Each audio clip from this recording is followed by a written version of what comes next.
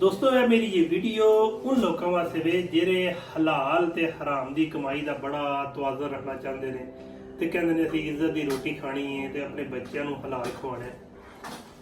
ਮੇਰਾ ਇੱਕ ਬੜਾ ਕਰੀਬੀ ਜਾਣਨੇ ਵਾਲਾ ਦੋਸਤ ਮੈਨੂੰ ਕਹਿੰਦਾ ਹੈ ਕਿ ਯਾਰ ਤੇਰਾ ਫਲਾਣ ਦੋਸਤ ਜਿਹੜਾ ਵੇ ਉਹ ਬਿਰੋਨੇ ਮੁਲਕ ਹੁੰਦਾ ਹੈ ਤੇ ਉੱਥੇ ਜਾ ਕੇ ਤੇ ਜਨਾਬ ਸ਼ਰਾਬ ਵੇਚਦਾ ਤੇ ਇੱਥੇ ਆ ਕੇ ਤੇ ਬੜਾ ਢੋਲ ਟੱਪਾ ਬਣਾਇਆ ਸੂ ਗੱਡੀਆਂ ਰੱਖੀਆਂ ਸੂ ਬੜਾ ਖਰਚ ਕਰਦਾ ਦਾਵਤਾਂ ਕਰਦਾ ਹੈ ਤੇ ਹਰਾਮ ਦੀ ਕਮਾਈ ਹਰਾਮ 'ਚ ਜਾਂਦੀ ਹੈ।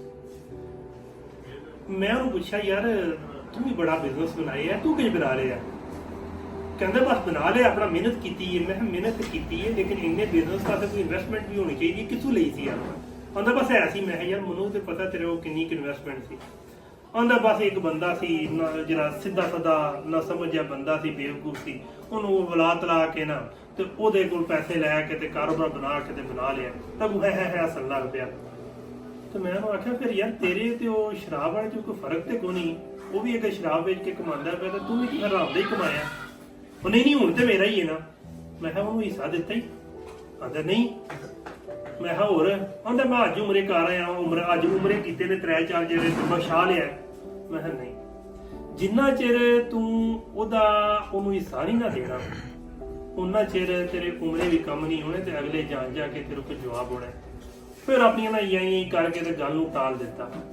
हुण मैं गल कहना चाहना वा कि हजरत अली दे वाक़े तो शुरू करना। हजरत अली नमाज पढ़न गए ते रस्ते च एक ज्योति खलोती आ उन्होंने ने यार मेरी घोड़े की जंजीर फाड़ के रखी तो मैं नमाज पढ़ा वा।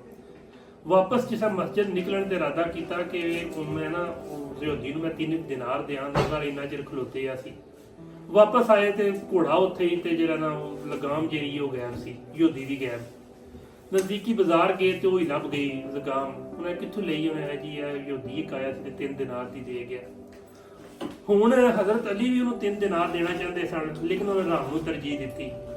तो बरूने मुल्क जिन्ने लोग हुंदे ने ना वो लोगों को पता है कि असीं बड़ा यानी कि कमाई करके खड़ने हराम दी यानी कि कमाई है या हलाल दी कमाई है।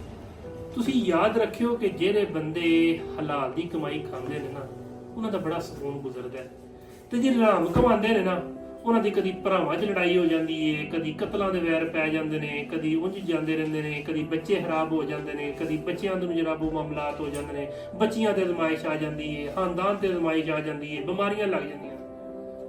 ਜਿਹੜਾ ਤੁਹਾਡਾ ਹਿੱਸਾ ਅੱਲਾਹ ਤਾਲਾ ਨੇ ਤੁਹਾਡੇ ਵਾਸਤੇ ਰਿਜ਼ਕ ਲਿਖ ਛੜਿਆ ਨਾ ਭਾਵੇਂ ਅਰਬਾਂ ਜਾਂ ਖਰਬਾਂ ਹੁਣ ਤੁਹਾਡੇ ਤੇ ਡਿਪੈਂਡ ਕਰਦਾ ਹੈ ਕਿ ਤੁਸੀਂ ਜਨਾਬ ਇਹਨੂੰ ਕਿਸ ਤਰ੍ਹਾਂ ਚੂਜ਼ ਕਰਨਾ ਹੈ। ਆਇਆ ਕਿ ਸਬਰ ਕਰਕੇ ਅੱਲਾਹ ਤਾਲਾ ਨੇ ਜਿਹੜਾ ਤੁਹਾਡੇ ਨਸੀਬ 'ਚ ਲਿਆ ਹੈ ਉਹਦੇ ਵਾਸਤੇ ਤੁਸੀਂ ਮਿਹਨਤ ਕਰਕੇ ਤੁਸੀਂ ਉਹਦਾ ਇੰਤਜ਼ਾਰ ਕਰਨਾ ਹੈ ਕਿ ਤੁਸੀਂ ਜਲਦਬਾਜ਼ੀ ਦੇ ਵਿੱਚ ਹਰਾਮ ਨੂੰ ਤਰਜੀਹ ਦੇਣੀ ਹੈ। ਡਾਕਟਰ ਜ਼ਾਕਿਰ ਨਾਇਕ ਨੂੰ ਮੈਂ ਕੱਲ ਸੁਣ ਰਿਹਾ ਸਾਂ ਤੇ ਉਹਨੂੰ ਬੜੀ ਗੱਲ ਸਮਝ ਆਈ ਹੈ ਇਸ ਚੀਜ਼ ਦੀ। ਉਹਨੇ ਆਖਿਆ ਕਿ ਇੱਕ ਬੰਦਾ ਨਾ ਅਗਰ ਉਹ ਮਿਹਨਤ ਕਰਦਾ ਹੈ ਕੁਰਾਨ ਪਾਕ ਦੀ ਆਇਤ 3 ਦਾ ਵਾਕਿਆ ਹਵਾਲਾ ਦਿੱਤਾ। ਉਹਨੇ ਆਖਿਆ ਇੱਕ ਬੰਦਾ ਅਗਰ ਅੱਲਾਹ ਤਾਲਾ ਮਿਹਨਤ ਕਰਦਾ ਨਾ ਬੇਇੰਤਹਾ ਤੇ ਅੱਲਾਹ ਤਾਲਾ ਉਹਨੂੰ ਸਿਲਾ ਦਿੰਦਾ ਹੈ ਤੇ ਕੁਝ ਲੋਕਾਂ ਨੂੰ ਉਹਦਾ ਸਿਲਾ ਨਹੀਂ ਲੱਗਦਾ ਕਿ ਉਹ ਬੰਦੇ ਰਸਤੇ ਵਿੱਚ ਮਾਯੂਸ ਹੋ ਜਾਂਦੇ ਨੇ ਅਈਏ ਉਹਦਾ ਇਮਤਿਹਾਨ ਜਾਰੀ ਹੁੰਦਾ ਹੈ। ਤੀਸਰੀ ਗੱਲ ਹੈ ਕਿ ਅੱਲਾਹ ਤਾਲਾ ਦੇਰ ਬਦੇਰ ਉਸ ਬੰਦੇ ਨੂੰ ਉਹਦੀ ਮਿਹਨਤ ਦਾ ਸਿਲਾ ਲਾਜ਼ਮੀ ਦਿੰਦਾ ਹੈ। ਇਸ ਲਈ ਜਿਹੜੇ ਲੋਕ ਮੈਂ ਕੱਲ ਵੀਡੀਓ ਬਣਾਈ ਹੈ ਸਪੇਨ ਦੀ ਇਮੀਗ੍ਰੇਸ਼ਨ ਤੇ ਬਹੁਤ ਜ਼ਿਆਦਾ ਲੋਕ ਇਸ ਮਕਸਦ ਨੇ ਸਾਰੇ ਮਾਮਲਾਤ ਨੂੰ ਵੇਖ ਰਹੇ ਨੇ ਇੱਥੇ ਵੀ ਨੇ ਉੱਥੇ ਵੀ ਨੇ ਜਿਹੜੇ ਪਰੇਸ਼ਾਨੀਆਂ ਦੇ ਵਿੱਚ ਨੇ। ਇੱਕ ਹੀ ਮਸ਼ਵਰਾ ਦਿਆਂਗਾ ਕਿ ਹਲਾਲ ਦਾ ਕਮਾਇਓ ਹਲਾਲ 'ਚ ਬੜਾ ਸਕੂਨ ਹੈ। ਹਰਾਮ ਕਮਾ ਕੇ ਤੇ ਤੁਹਾਡੇ ਬੱਚਿਆਂ ਨੇ ਤੁਹਾਡੀ ਕਬਰ ਤੇ ਨਹੀਂ ਜਾਣਾ ਮਰ ਤੇ ਸਾਰਿਆਂ ਜਾਣਾ ਤੇ ਬੱਚੇ ਕਬਰ ਤੇ ਨਹੀਂ ਜਾਣ ਲੱਗੇ ਬਸ ਆਖਣ ਦੇ ਉਹ ਪਾਪਾ let's go for dinner today ਪਾਪਾ ਬਰਸੀ ਖਾ ਕੇ ਖਾਣਾ ਖਾ ਕੇ ਤੇ ਜਨਾਬ ਦੁਆ ਵੀ ਨਹੀਂ ਮੰਗਣਾ ਨਸੀਬ ਹੋਣਾ ਕਿ ਅੱਬਾ ਇਹਦੇ ਵਾਸਤੇ ਯਾਨੀ ਕਿ ਖਾਣਾ ਤੇ ਖਾ ਲਿਆ ਲੇਕਿਨ ਦੁਆ ਵੀ ਮੰਗਦੇ ਸੀ। ਹਰਾਮ ਨੂੰ ਛੱਡ ਕੇ ਹਲਾਲ ਨੂੰ ਤਰਜੀਹ ਦਿਓ ਸਬਰ ਰੱਖੋ।